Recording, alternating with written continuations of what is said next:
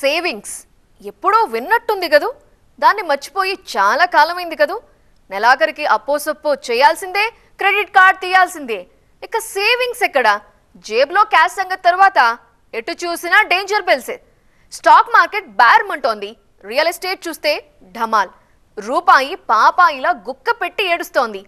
ఇన్ని అపశకునాల మధ్య ఇక బంగారం మీద పెట్టడానికి పెట్టుబడులు పుట్టేదెక్కడా? తెలుగు రాష్ట్రాలే కాదు, దాదాపు దేశమంతా ఇదే సీన్. దీనిపైనే ఇవాల్టి బర్నింగ్ టాపిక్.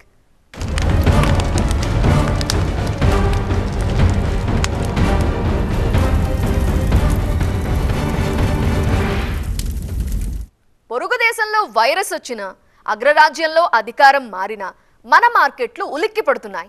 ఫారెన్ ఇన్వెస్టర్ల పెట్టుబడుల ఉపసంహరణతో షేక్ అవుతోంది మన మార్కెట్. ఒక్క స్టాక్ మార్కెటేనా, స్థిరాస్తి వ్యాపారం సంక్షోభంలో ఉంది. బూలియన్ మార్కెట్ బేజారవుతోంది. డాలర్ రంకెలేస్తుంటే రూపాయి విలువ రికార్డు స్థాయిలో క్షీణిస్తోంది. ఖర్చులు పెరిగాయి, ఆదాయాలు తగ్గాయి. సేవింగ్స్ ఏమీ లేవు. నెలాఖరుకు వచ్చేసరికి అన్నీ షేవింగ్సే. స్టాక్ మార్కెట్ కుదుపు, తగ్గిపోయిన పొదుపు, gold investment dull, real estate ఢమాల్. సంక్షోభంలో మన మార్కెట్. సునామీలా ముంచేస్తోంది ఆర్థిక సంక్షోభం. ట్రంప్ అడుగుపెట్టిన వేళా విశేషం భల్లూకపు కౌకిట్లో నలిగిపోతోంది మన మార్కెట్. రియల్ ఎస్టేట్ ఈగలు తోలుకుంటోంది. బడ్జెట్ తర్వాత చూద్దామన్నట్లు కస్టమర్లు కూడా వెయిటింగ్. ఇక బంగారం రేటు భగ్గుమంటుంటే పెట్టుబడులు పెట్టేవారు లేక బులియన్ మార్కెట్ కూడా కళ్ళ తప్పుతోంది. ఇక డాలర్తో పోలిస్తే రికార్డు స్థాయిలో క్షీణిస్తోంది మన రూపాయి. ఇన్ని ప్రతికూలతలుంటే అప్పు చేసైనా పప్పు కూడు తినాలనే మన సమాజంలో ఇక సేవింగ్స్ కి ఛాన్స్ ఎక్కడుంది? మదుపర్లను ఎడాపెడా వాయించేస్తోంది స్టాక్ మార్కెట్. ఆ మధ్య వరుస సెషన్లలో రోజు లక్షల కోట్ల నష్టాలు. 52 వారాల్లో దాదాపు 86,000 గరిష్ట స్థాయిని అందుకున్న సెన్సెక్స్ కొత్త సంవత్సరంలో 76,000 దరిదాపుల్లోకొచ్చేసింది. అంటే 6 నెలల్లోనే 10,000 పాయింట్లు ఢమాల్. ట్రంప్ గద్దెనెక్కిన మర్నాడు 7 నెలల కనిష్టానికి పడిపోయింది సెన్సెక్స్. 7.5 లక్షల కోట్ల మదుపర్ల సంపద మటాష్. అమెరికా సుంకాల భయానికి తోడు నెగటివ్ ట్రెండ్ తో స్టాక్ మార్కెట్లో ఎటు చూసినా హాహాకారాలు. ఇంకా ఫర్దర్గా కరెక్ట్ అయ్యే అవకాశాలు స్టాక్స్ పరంగా కనపడుతున్నాయి. అయితే ఇండెక్స్ పరంగా భారీగా అయితే కరెక్ట్ అవుతుంది అయితే నేను అనుకోను. ఇండెక్స్ పరంగా మహా అయితే ఇక్కడ నుంచి ఒక 5 to 6% అంటే మ్యాక్సిమం 22,200 ఆ లెవెల్స్ బిలో అయితే రాకపోవచ్చు. అక్కడ కొంచెం ఆగే అవకాశాలు ఉన్నాయి. ఆ మధ్య కొత్త వైరస్ వార్తలు వచ్చాయో లేదో కొన్ని రోజులు పడుతూనే ఉంది. కేవలం ఇండియాలోనేనా, మిగతా దేశాల్లో కూడా అలాగే ఉందా అంటే అమెరికా తప్ప అందరి పరిస్థితి తుమ్మితే ఊడే ముక్కులాగానే ఉంది. కొన్ని దేశాలను మాంద్యం భయం వెంటాడుతోంది. మిడిల్ ఈస్ట్ లో జియో పాలిటిక్స్ ప్రమాదకరంగా మారాయి. ఈ భయాలన్నీ ప్రస్తుతం ఆసియా మార్కెట్లను దెబ్బతీస్తున్నాయి. ఈ మధ్య జపాన్ నిక్కీ 225 ఇండెక్స్ ఏకంగా 13% క్రాష్ అయి 7 నెలల కనిష్టానికి పడిపోయింది. తైవాన్, దక్షిణ కొరియా, ఆస్ట్రేలియా, హాంకాంగ్, షాంఘై అన్ని స్టాక్ మార్కెట్లకు ఇలాంటి అనుభవాలున్నాయి. మన మార్కెట్ రికవర్ అవుతుందా, మళ్లీ లాభాల బాట పడుతుందా అంటే కొందరు ఎస్ అంటున్నా మదుపర్లకు ధైర్యం సరిపోవడం లేదు. జనవరిలో భారతీయ స్టాక్ మార్కెట్ల నుంచి విదేశీ పెట్టుబడిదారులు 44,396 కోట్లను ఉపసంహరించుకున్నారు. త్రైమాసిక ఫలితాలు కూడా మార్కెట్లో కుదుపులకు కారణమయ్యాయి. ఫారెన్ పోర్ట్ఫోలియో ఇన్వెస్టర్లు భారత ఈక్విటీల నుంచి పెట్టుబడులు వెనక్కి తీసుకుంటూనే ఉన్నారు. ఇప్పటికే 58,000 కోట్ల దాకా ఉపసంహరించుకున్నారు. డాలర్ విలువ బలపడడం, బాండ్ ఈల్డ్స్ పెరుగుతూ ఉండడంతో అమెరికా మార్కెట్ వైపు చూస్తున్నారు ఫారెన్ ఇన్వెస్టర్లు. భారత స్టాక్ మార్కెట్లో విదేశీ సంస్థాగత ఇన్వెస్టర్లు దాదాపు 3,04,000 కోట్ల విలువైన స్టాక్స్ని క్యాష్లో అమ్మకాలు 2024 చేశారు. అదే కాకుండా 2025 అంటే కేవలం జనవరి నెలలోనే దాదాపు 56,832 కోట్ల స్టాక్స్ని విదేశీ సంస్థాగత ఇన్వెస్టర్లు FIIs అమ్మడం జరిగింది. దీన్ని బట్టి చూస్తే రాబోయే రోజుల్లో పెట్టుబడులు ఏదైతే ఉపసంహరించుకునే ప్రక్రియ మొదలైందో ఫారిన్ ఇన్వెస్టర్లు, ఇది కొనసాగే అవకాశాలే మనకు ఎక్కువ కనిపిస్తున్నాయి. పసిడి మార్కెట్ అన్నా పచ్చగా ఉందా అంటే గోల్డ్ ఇన్వెస్ట్మెంట్స్ తగ్గిపోతున్నాయి. పెరుగుట కొరకే అన్నట్లు దూసుకుపోతోంది బంగారం రేటు. చూస్తుంటే తులం బంగారం రేటు 1,00,000 ఉంది. ఇప్పట్లో పసిడి సామాన్యులకు అందుబాటులోకి వచ్చే పరిస్థితులు కనిపించడం లేదు.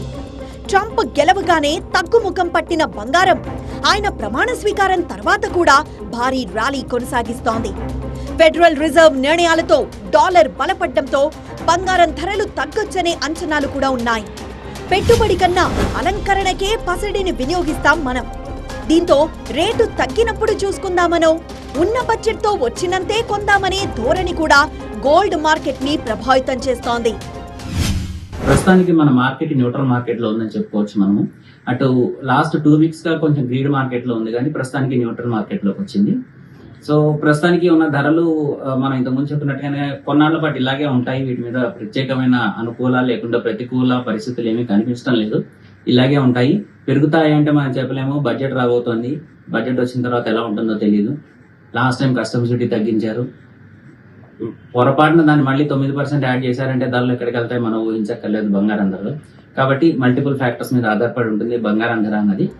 సర్లే, ఎన్నో అనుకుంటాం, అన్నీ అవుతాయా ఏంటి అనుకుంటే పోనీ రియల్ ఎస్టేట్ అయినా రొమ్ము విచ్చుకొని నిలబడిందా అంటే అది సోసోనే.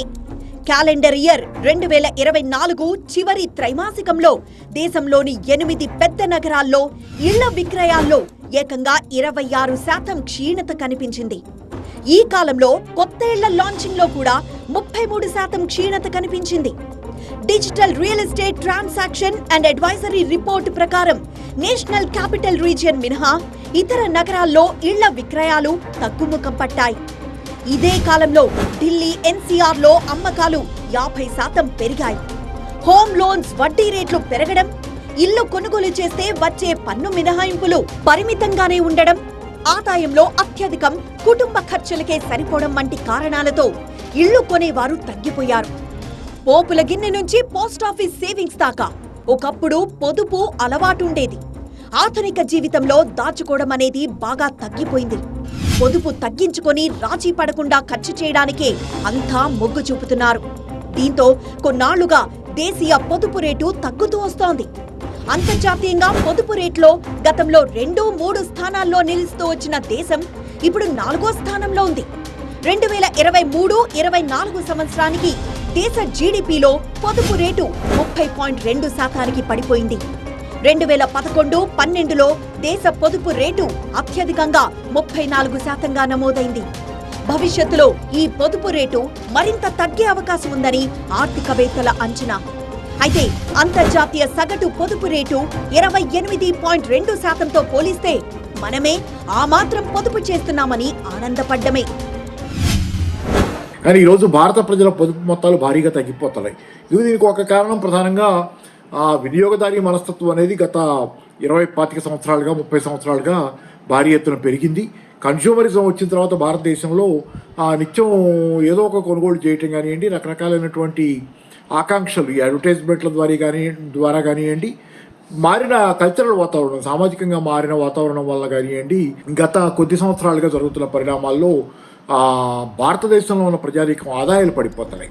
చరిత్రలో అత్యంత కనిష్టానికి రూపాయి విలువ పడిపోవడం మరో ఆందోళనకర పరిణామం. US డాలర్తో పోలిస్తే రూపీ హిస్టరీలోనే ఫస్ట్ టైం 86.62 కనిష్టానికి చేరుకుంది. ఒకేసారి రూపాయి విలువ 58 పైసలు పడిపోవడం ఇదే తొలిసారి. అమెరికన్ డాలర్ బలపడ్డం, ముడి చమురు ధరలు పెరగడం రూపాయి పతనానికి దారితీసింది. ట్రంప్ దెబ్బకి మన రూపీకి ఇప్పట్లో బీపీ కంట్రోల్ అయ్యేలా కనిపించడం లేదు. క్రయ విక్రయాలు లేకపోతే, కొనుగోలు శక్తి తగ్గిపోతే, ఎక్కడి వారక్కడ వైరాగ్యంలో ఉండిపోతే ఆర్థిక వ్యవస్థ ప్రమాదంలో పడుతుంది. కడుపు నిండి కుటుంబ అవసరాలు తీరాకే పొదుపు గురించి ఆలోచిస్తారు ఎవరైనా. అన్నీ బాగుంటేనే ఆర్థిక వ్యవస్థకు ఊతమిచ్చే పెట్టుబడులు పెట్టగలరు ఎవరైనా. మన కొనుగోలు శక్తి ఎందుకు తగ్గుతోంది? పొదుపు గురించి మరిచిపోయేలా ఖర్చులెందుకు పెరిగిపోతున్నాయి? పెరుగుతున్న జీవన వ్యయం, పొదుపుపై ఆసక్తి లేని జనం,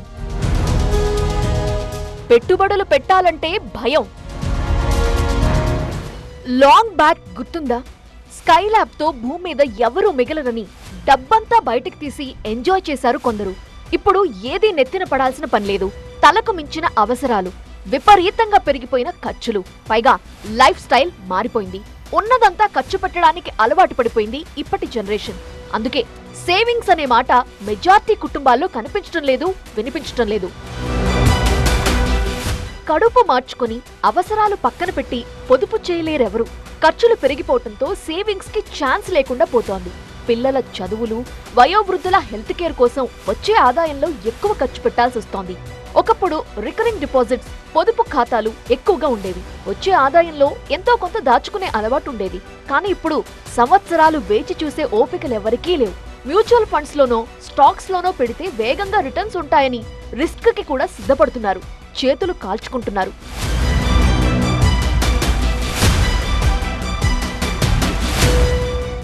బంగారాన్ని ఆభరణాలుగా ప్రదర్శించేందుకు తప్ప పెట్టుబడిగా చూసే అలవాటు మనకి లేదు. గోల్డ్ ఇన్వెస్ట్మెంట్స్ పై అందుకే ఎవరూ పెద్దగా దృష్టి పెట్టడం లేదు. 10 ఏళ్ల క్రితం ప్రభుత్వం తీసుకొచ్చిన సావరెన్ గోల్డ్ బాండ్ స్కీమ్ కూడా సగటు మనిషిని అంతగా ఆకట్టుకోవటం లేదు. ఇక రియల్ ఎస్టేట్ లో ఏదన్నా ఆస్తి కొందామంటే రేట్లు హై రేంజ్ లో ఉంటున్నాయి. దీంతో సొంతింటి కోసమో ఫ్లాట్ కోసమో దాచిన డబ్బు కూడా వేరే అవసరాలకి ఖర్చు పెట్టేస్తున్నారు కొందరు. బ్యాంకుకెళ్లి డబ్బు డ్రా చేసుకున్న రోజుల్లోనే పర్సు భద్రంగా ఉంది. డిజిటల్ పేమెంట్స్ వచ్చాక ఖర్చు కంట్రోల్ తప్పింది. డాలర్ వర్సెస్ రూపీ కనుక మనం గమనిస్తే భారతదేశంలో స్టాక్ మార్కెట్లో పెట్టుబడులన్నీ కూడా ఫారిన్ ఇన్వెస్టర్లు విడ్రా చేసుకుంటున్నారు. దీనివల్ల రూపాయి దాదాపు 86 రూపీస్ 50 పైసే వరకు కూడా బలహీనపడడం జరిగింది. అంటే డాలర్ అప్రిషియేట్ అవుతూ ఉండడంతో మన దగ్గర దేశీయంగా కూడా బంగారం ధరలు విపరీతంగా పెరుగుతున్నాయి. మరోవైపు మైనింగ్కి సంబంధించిన ఆంక్షలు ఏవైతే ఉన్నాయో అవి కూడా ఒకవైపు క్లైమేటిక్ కండిషన్స్ని వీటిని బేస్ చేసుకుని కంట్రోల్ చేస్తారనే వార్తలు వస్తున్న నేపథ్యంలో అక్కడ మనకి గోల్డ్ ప్రొడక్షన్ కూడా తగ్గుతుంది. సో ఈ పారామీటర్స్ అన్ని కనుక చూసుకుంటే రాబోయే రోజుల్లో బంగారం 1,00,000 మార్కు దాటే అవకాశాలే చాలా ఎక్కువగా కనిపిస్తున్నాయి. సో ఎటు తీసుకున్నా కూడా సామాన్యుడికి బంగారం అందుబాటులో లేకుండా పోయే అవకాశాలే మనకి రాబోయే రోజుల్లో కనిపిస్తున్నాయి. ఇంటి అవసరాలకు గతంలో ఏదన్నా పెద్ద వస్తువు కొనాలంటే డబ్బు సిద్ధం చేసుకున్నాకే షాపులో అడుగు పెట్టేవాళ్ళు. ఇప్పుడు అవసరం లేదు. 0 డౌన్ పేమెంట్ తో వాయిదా పద్ధతుంది ఏ ఐటెంకైనా. అవసరం ఉన్నవి, లేనివి, అత్యవసరం కానివి కూడా కొనేస్తూ పోవటంతో సగటు మనిషి జీవితం టైట్ అయిపోతోంది. ఇక అడిగి మరీ క్రెడిట్ కార్డులు అంటగడుతున్న కాలం ఇది. ఏదో రూపంలో అప్పు దొరికే కొద్దీ ఎవరి దగ్గర డబ్బు నిలవటం లేదు. ఒకప్పుడు కేవలం అధిక ఆదాయ వర్గాలకు ఇన్కమ్ ట్యాక్స్ ఉండేది. కానీ జీఎస్టీ వచ్చాక ప్రతి ఒక్కరూ ట్యాక్స్ పేయర్ గా మారిపోయారు. పొదుపు హరించుకుపోవటానికి ఇది కూడా ఓ కారణం. అన్నిటికంటే ప్రధాన సమస్య వ్యవసాయ రంగం ఆదాయం తగ్గటం. ఒకప్పుడు వ్యవసాయ రంగమే మన ఆర్థిక వ్యవస్థకు వెన్నుముకగా ఉండేది. ఇప్పుడు అది నిర్లక్ష్యానికి గురి కావటంతో గ్రామీణ ప్రాంతాల్లో ఆదాయం తగ్గిపోయింది. దాంతో పల్లెల్లో కొనుగోలు శక్తి తగ్గిపోతే మరోవైపు నగర జీవితంలో పాశ్చాత్య సంస్కృతి పెరిగిపోతోంది. జీవన శైలిలో వచ్చిన పెనుమార్పులతో ఖర్చులు పెరిగిపోయి పొదుపు పూర్తిగా తరిగిపోయింది. చిన్న పొదుపు పథకాల వడ్డీ రేట్లలో పెద్దగా మార్పు లేకపోవడంతో సంప్రదాయక సేవింగ్స్ పై ఆసక్తి తగ్గుతోంది. వ్యవసాయ రంగం కూడా ఈరోజు భారీగా క్రైసిస్లో ఉంది. వానల పడ్డ సంవత్సరం ఏదో నడుస్తుంది. తర్వాత ఇక మళ్ళీ పరిస్థితి మామూలే. ఎందుకంటే మినిమం సపోర్ట్ ప్రైస్కి వాళ్ళు రైతాంగం ఈరోజు అడుగుతున్నటువంటి లీగల్ చట్టబద్ధ గ్యారంటీ అనేది ఒకటి లేకుండా పోయింది. భారత ఆర్థిక వ్యవస్థ స్టాక్ మార్కెట్ కి ద్రవ్యోల్బణం ఓ పెద్ద గుదిబండగా మారుతోంది. ద్రవ్యోల్బణాన్ని కట్టడి చేసేందుకు ఆర్బీఐ ద్రవ్య విధాన కమిటీ డిసెంబర్లో రెపో రేటు 6.5% వద్ద యథాతథంగా ఉంచాలని నిర్ణయించింది. దీనివల్ల వినియోగం, పెట్టుబడి తగ్గి కీలక రంగాల్లో మందగమనానికి దారితీసింది. అమెరికా ఫెడరల్ బ్యాంక్ నిర్ణయాలు కూడా భారత స్టాక్ మార్కెట్ ని ప్రభావితం చేశాయి. ప్రపంచ భౌగోళిక, రాజకీయ ఉద్రిక్తతలు కూడా భారత స్టాక్ మార్కెట్ పై ప్రభావం చూపించాయి. దీంతో షార్ట్ టైం లాభాల కోసం మార్కెట్లోకి ఎంటర్ అయిన కొత్త మదుపరులు తీవ్రంగా నష్టపోయారు. దేశంలో జీఎస్టీ వసూళ్లు అసాధారణంగా పెరుగుతున్నాయి. 2024 డిసెంబర్లో జీఎస్టీ వసూళ్లు 7.3% పెరిగి 1,77,000 కోట్లకు చేరుకున్నాయి. ఇది పెట్టుబడిదారుల విశ్వాసాన్ని పెంచుతుందని నిపుణులు చెబుతున్నా అన్ని వర్గాల జీవన ప్రమాణాలు పెరిగితే తప్ప ఆర్థిక వృద్ధి సాధ్యం కాదన్న అభిప్రాయం బలంగా ఉంది. అందుకే ఆర్థిక మంత్రి నిర్మలా సీతారామన్ ఫిబ్రవరి 1న ప్రవేశపెట్టబోయే బడ్జెట్ కోసం మదుపరులు ఆసక్తిగా ఎదురుచూస్తున్నారు. వినియోగాన్ని పెంచేందుకు, గ్రామీణ అభివృద్ధి, తయారీ రంగాన్ని ప్రోత్సహించేందుకు చర్యలుంటాయనే అంచనాలున్నాయి. కానీ ఆశించిన ప్రకటన లేకపోతే మాత్రం ఇన్వెస్టర్ల సెంటిమెంట్ దెబ్బతినే అవకాశం ఉంటుంది. జీడీపీ వృద్ధి ఆశించిన స్థాయిలో లేకపోవడంతో భారత ఆర్థిక వ్యవస్థ మందగమనంలో సాగుతోంది. ప్రధాన దిగుమతిదారుగా ఉన్న భారతదేశం పెరుగుతున్న చమురు ధరల భారాన్ని భరిస్తోంది. ముడి చమురు ధరల పెరుగుదల ద్రవ్యోల్బణం పెరిగేందుకు కారణమవుతోంది. 2024లో యుఎస్ డాలర్తో పోలిస్తే మన రూపాయి విలువ 2.5% తగ్గింది. ఇది ద్రవ్యోల్బణ ఒత్తిడిని మరింత పెంచింది. కరెన్సీ బలహీనత కారణంగా బయటి రుణ ఖర్చులపై ప్రభావం పడింది. దీంతో బాహ్య రుణాలను కోరుతున్న భారతీయ కంపెనీలపై భారం మరింత పెరిగింది. ముఖ్యంగా ఉదాహరణ తీసుకుంటే మనం మేక్ ఇన్ ఇండియా పిఎల్ఐ రూపంలో, పిఎల్ఐ అంటే ప్రొడక్షన్ లింక్డ్ ఇన్సెంటివ్ రూపంలో దేశంలో సరుకు ఉత్పత్తి రంగాన్ని పెంచాలని దాని వాటా భారత స్థూల జాతీయ ఉత్పత్తిలో దాని వాటాని 25% పెంచాలని లక్ష్యాలు పెట్టుకున్నారు. కానీ ఆ లక్ష్యం నెరవేరకపోగా ఉన్న 15%, 16% కూడా తగ్గిపోయి ఉన్న 20% అనుకుంటా తగ్గిపోయి బాగా ఉన్న సరుకు ఉత్పత్తి రంగం వాటా కూడా జీడీపీలో పడిపోయింది. 2024 మధ్యంతర బడ్జెట్లో ప్రభుత్వం అఫోర్డబుల్ హౌసింగ్ కోసం 5 ఏళ్లకు 2.2 లక్షల కోట్ల రూపాయలు కేటాయించింది. పోయినేడాది గడ్డు పరిస్థితులు ఎదుర్కొన్న రియల్ ఎస్టేట్ రంగం ఈసారి బడ్జెట్ పై కాస్త ఎక్కువ ఆశలు పెట్టుకుంటోంది.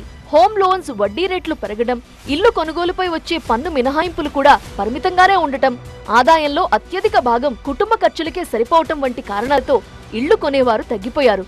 ఫలితంగా డిమాండ్ తగ్గింది. రియల్ వ్యాపారం ఆశాజనకంగా లేకపోవటం వల్ల వృద్ధి రేటు కూడా తగ్గిందనే అభిప్రాయాలున్నాయి. ఫిబ్రవరి బడ్జెట్తో మళ్లీ మన మార్కెట్ పుంజుకుంటుందనే ఆశాభావంతో ఉంది దేశమంతా. డాలర్ ఇండెక్స్ బలపడే కొద్దీ భారత్తో పాటు అన్ని దేశాలపై దాని ప్రభావం ఉంటుంది. రూపాయి క్రమంగా బలహీనపడుతున్న తరుణంలో ఆర్బీఐ దిద్దుబాటు చర్యలు చేపట్టే అవకాశం ఉంది. రూపాయి మార్కం విలువను స్థిరంగా ఉంచేలా కొన్ని నిర్ణయాలుండొచ్చని భావిస్తున్నారు. దేశంలో మౌలిక సదుపాయాల రంగంలో పురోగతి ఉన్నా ఉపాధి మార్కెట్ వృద్ధికి అవసరమైన చర్యలు తీసుకోవాలంటున్నారు ఆర్థిక నిపుణులు. ప్రజల వినిమయాన్ని పెంచటమే ఆర్థిక వృద్ధికి మార్గం అంటున్నారు. దేశంలో మిడిల్ క్లాస్ ఆర్థికంగా చితికిపోయింది. జీడీపీలో నికర గృహ పొదుపుల వాటా 50 ఏళ్ల కనిష్టానికి దిగజారింది. మధ్యతరగతి ప్రజల్లో కొనుగోలు శక్తి క్షీణించింది. ఆర్బీఐనే అఫీషియల్ గా చెబుతోంది ఈ మాట. అసలే అమెరికా దూకుడు మీదుంది. ఈ సమయంలో మన ఆర్థిక వ్యవస్థ కోలుకోవాలంటే, సగటు మనిషి తేరుకోవాలంటే అంతా కేంద్రం చేతుల్లోనే ఉంది.